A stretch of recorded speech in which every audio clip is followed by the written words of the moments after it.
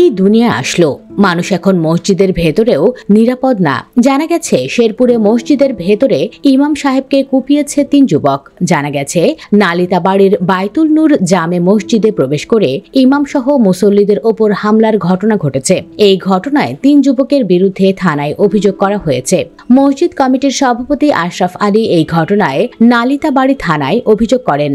সন্ধ্যায় উপজেলার পোড়াগাঁও ইউনিয়নের 12 মারি বাজার এলাকার উত্তর বাদকুচি ফরেস্ট অফিস সংলগ্ন গ্রামের বায়তুল নূর জামে মসজিদে হামলার ঘটনা ঘটে। স্থানীয় মুসল্লি ও লিখিত অভিযোগ থেকে জানা গেছে, সন্ধ্যায় উপজেলার উত্তর বাদকুচি গ্রামের জহুর উদ্দিনের 3 ছেলে ফরহাদ মিয়া, রুবেল মিয়া ও ফারুক মিয়া মসজিদে প্রবেশ করেন। এরপর চিল্লাচিল্লি শুরু করে ইমাম মাওলানা শফিকুল ইসলামের উদ্দেশ্যে বলেন, আজ থেকে এই মসজিদে আর আজান দেওয়া যাবে না, আমাদের অনুমতি ছাড়া আর আজান হবে না। মাওলানা শফিকুল ইসলাম এমন উদ্ভট কথার প্রতিবাদ করলে তারা তাকে ভয়ভীতি প্রদর্শন করে। আত্মরক্ষার্থে ইমাম চলে যান। আর ওই 3 যুবক সে সময় মসজিদের মাইক সেট, বৈদ্যুতিক বোর্ড, টিনের বেড়া ও অন্যান্য জিনিসপত্র ভাঙচুর করেন।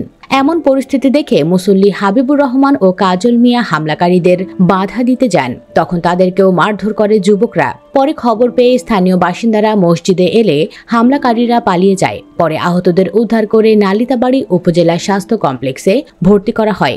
অভিযুক্তদের বক্তব্যের জন্য খোঁজ নিতে গেলে তাদের কাউকে পাওয়া যায়নি। তবে স্থানীয় কয়েকজন জানান, ওই 3 যুবক মাদকাসক্ত।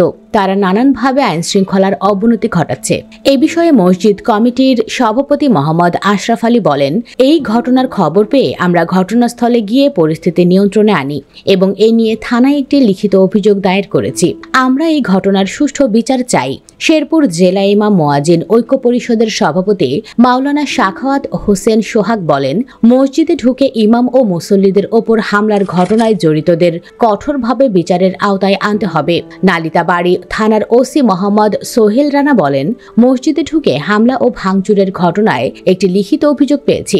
তদন্তে পুলিশ ঘটনাস্থলে গিয়েছে। তদন্ত করে ব্যবস্থা নেওয়া হবে। প্রিয় ভিউয়ার্স, জানোয়ারকে কি ধরনের শাস্তি দেওয়া দরকার কমেন্টে জানিয়ে দিন আপনার মতামত। ভিডিওটি ভালো লাগলে লাইক ও শেয়ার করুন। আর আমাদের চ্যানেলে নতুন হলে সাবস্ক্রাইব করে সাথেই থাকুন। ধন্যবাদ।